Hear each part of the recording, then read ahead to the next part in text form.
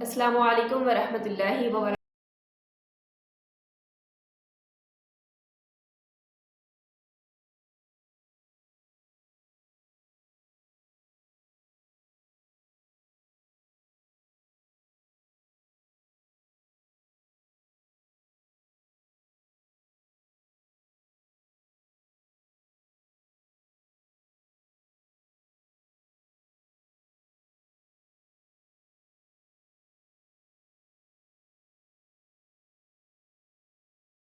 جو نکاح کے بندھن میں بندھنے جا رہا ہے اور اپنی بیوی اپنے گھر لا رہا ہے، اس کے لیے اللہ تعالیٰ نے حکم دیا کہ وہ الگ رہائش کا بندوبست کرے۔ یعنی مرد پر یہ واجب ہے، ضروری ہے کہ لانے والی عورت کے لیے وہ رہائش کا بندوبست کرے۔ اس کے بعد آپ احادیث میں دیکھیں، صحیح البخاری میں رسول اللہ صلی اللہ علیہ وسلم کے ازواج کا ذکر ہے کہ نبی کریم صلی اللہ علیہ وآلہ وسلم نے جوائنٹ فیملی سسٹم نہیں رکھا۔ نبی کریم صلی اللہ علیہ وسلم نے اپنی ازواج مطہرات کو الگ رہائش دی، ان کو خود مختاری دی، ہر ایک بیوی کو الگ رہائش مہیا کی۔ حدیث میں ملتا ہے کہ مسجد نبی کے ارد گرد ہی تمام ازواج کے گھر موجود تھے۔ اس کے بعد آپ صحابہ کرام رضوان اللہ علیہم اجمعین کی زندگی کو دیکھیں تو آپ کو بڑے معتبر صحابہ کرام عبد الرحمن بن عوف رضی اللہ عنہ کے بارے میں صحیح بخاری میں حدیث ہے کہ انہوں نے مدینہ میں آ کر نکاح کیا اور وہیں پر اپنی بیوی کو رکھا، سسرال کے ساتھ نہیں رکھا۔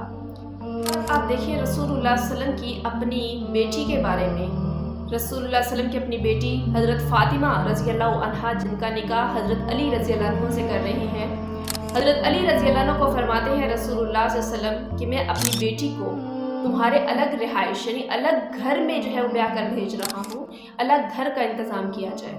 تو حضرت علی رضی اللہ عنہ اور حضرت فاطمہ رضی اللہ عنہا کے لیے الگ گھر کا انتظام ہوا، تبھی ان کو رخصت کیا گیا۔ کہ تمام لوگ جانتے ہیں کہ حضرت علی رضی اللہ عنہ کی والدہ یعنی جو حضرت فاطمہ رضی اللہ عنہ کی ساس بننے جا رہی تھی، فاطمہ بنت اسد، وہ زندہ تھی، لیکن اس کے باوجود بھی نبی کریم صلی اللہ علیہ وسلم نے اپنی بیٹی کو، اپنے داماد کو الگ رہائش کہہ کر آپ صلی اللہ علیہ وسلم نے اپنی بیٹی کو بیاہا۔ تو یہ چند مثالیں شروع میں نے اس لیے آپ کے سامنے رکھی ہیں، احادیث اس لیے رکھی ہیں تاکہ آپ کا ایک دفعہ مائنڈ سیٹ یہ ہو کہ نبی کریم صلی اللہ علیہ وسلم کی اپنی لائف کیسی تھی، آپ صلی اللہ علیہ وسلم کی بیٹیاں، آپ کی بیویاں، جو صحابہ کرام، جو معتبر صحابہ کرام ہیں، ان کی زندگی کیسی تھی۔ تو دین اسلام میں یا عرب میں بالکل بھی جوائنٹ فیملی سسٹم کا کوئی تصور نہیں تھا۔ جیسے ہی کسی کے نکاح ہوتا، دو لوگ آپس میں جڑتے، میاں بیوی، وہ الگ گھر میں الگ رہائش اختیار کرتے۔ ان کے لیے یہ سسرال والا اور ساس سسر والا، دیور جٹھانیوں والا، یہ کوئی سسٹم نہیں تھا۔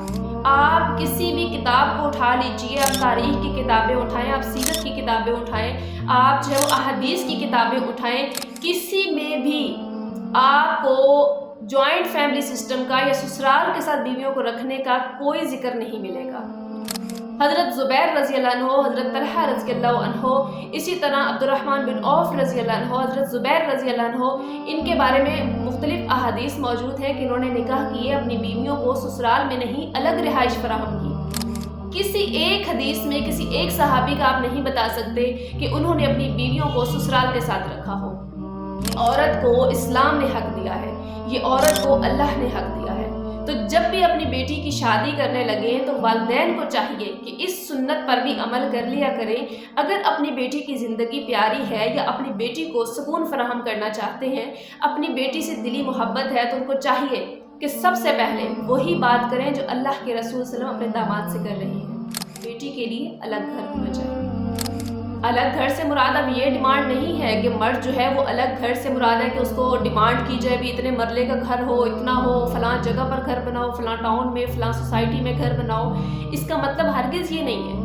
اس مطلب یہ ہے کہ پرسکون الگ خود مختاری والی زندگی، جس میں کسی کی کوئی مداخلت نہ ہو، جس میں کوئی بھی آپ کی بیٹی کو اذیت نہ پہنچائے، کوئی ان دو لوگوں کی پرائیویسی میں خلل نہ ڈالے۔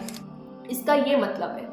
اگر کوئی افورڈ کر سکتا ہے، اللہ نے اس کی استطاعت دی ہے، تو وہ الگ گھر ملکیت اپنی ہو اس کی جو وہ خرید کر بیوی کو دے۔ اگر کسی کی استطاعت نہیں ہے تو آپ اس کو اس پر زور مت دے کہ وہ الگ گھر لے، بلکہ وہ رینٹ پہ لے سکتا ہے۔ اگر جو ہے کسی کی اتنی گنجائش، آپ دیکھیں صحابہ کرام کی زندگی کو کہ اگر کسی کے پاس استطاعت تھی تو وہ اپنے گھر فراہم کرتے، اگر کسی کے پاس استطاعت نہیں وہ عاریتاً لے لیا کرتے، یعنی جس طرح آج کل رینٹ پہ ہے۔ اور اگر کسی کی اتنی بھی इस्तात नहीं थी वो अलग खैमा लगा लिया करते, लेकिन बीवी को प्राइवेसी ज़रूर दिया करते, अपनी आने वाली बहू को अपने साथ नहीं लगाते थे या अपने मकसद के लिए नहीं लेकर आते थे।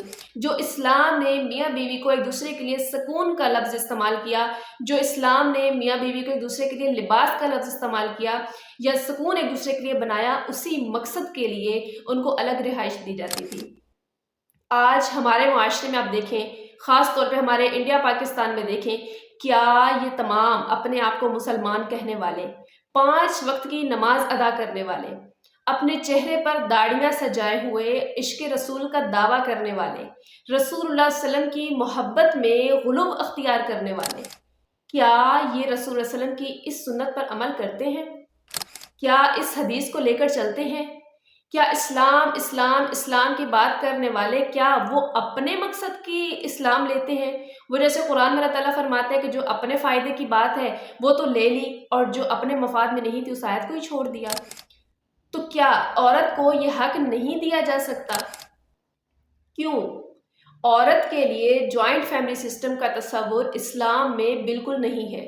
अगर मुसलमान इस मसले को हल कर लें और इस पर अमल करना शुरू कर दें तो मैं कहती हूँ कि हर घर की लड़ाइयाँ तनाज़ात ख़त्म हो जाए, रिज़्क़ की बेबरकतियाँ ख़त्म हो जाए, हर कोई अपने मामलात देखे और अपनी ये जो दूर दूर की टेंशनें लेके बैठे हैं ये बिल्कुल ख़त्म हो जाए।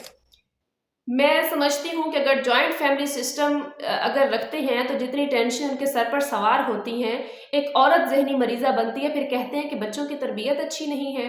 बच्चों की तरबियत ऐसी औरत कैसे कर सकती है जिसको खुद ज़हनी मरीज़ बना दिया गया हो, जिसको बीवी बनाकर नहीं नौकरानी बनाकर लाया गया हो, जिसके अंदर इस्लाम की क्वालिटीज़ ना देखी गई हो, उसकी खसूसियात या उसकी सिफ़ात ना देखी गई हो, बल्कि ये पूछा गया हो कि काम कितना कर लेती है, कितने काम इसको आते हैं, ये किस तरह से करती है, ये कितना सलीका है, कैसी चाल ढाल है, कैसा अंदाज है, घर में आए कुछ। अल्लाह ताला कुरान मजीद में फरमाते हैं कि अल्लाह तुम्हारे लिए आसानियाँ चाहता है और बिल्कुल ऐसा ही है। अल्लाह ताला ने हमारे लिए इस्लाम बिल्कुल आसान बना दिया, लेकिन हम खुद उसमें मुश्किल बनाते हैं। अगर हम पहला स्टेप ही इस्लाम के मुताबिक नहीं लेते तो आगे हमारे लिए मुश्किलात ही मुश्किलात होती हैं। फिर हम अपनी टेंशनों के लिए वज़ाइफ पूछते हैं, फिर उस मसले का हल देखते हैं। जब उस मसले का हल इस्लाम ने शुरू में बता दिया था, हमने खुद उसमें कोताही की, तो अब उस मसले का हल कैसे हो सकता है? तो इसलिए मुकम्मल इस्लाम में दाखिल, और ताला फरमाते हैं कि ईमान वालों मुकम्मल इस्लाम में दाखिल हो जाओ। बाज़ किताब पर ईमान लाना और बाज़ को छोड़ देना ये मुसलमान की निशानी नहीं है। अगर इस चीज़ पर अमल कर लेते हैं, हमारे तमाम मुसलमान इस बुनियादी दीन को ही ले लें, तो हमारे घरों के रोज़ रोज़ के मसाइल, ये बढ़ते हुए वाक़यात जो ससुराली तशद्दुद के और औरतों के मौजूद हैं या मर्दों को ज़हनी मरीज़ बना दिया जा रहा है, ये सारे इंशाअल्लाह आहिस्ता आहिस्ता ख़त्म हो सकते हैं। लेकिन उसके लिए स्टेप लेना होगा। इस्लाम को आसान तरीके से अपने घरों में दाखिल करने के लिए आपको कुरान और हदीस का मुतालिया करना होगा। अगर आप कुरान और हदीस का मुतालिया करें और आबाओ अजदाद की बातों को लेकर और आगे फैलाना ये छोड़ दें तो हमारी ज़िंदगी बहुत खूबसूरत हो सकती है।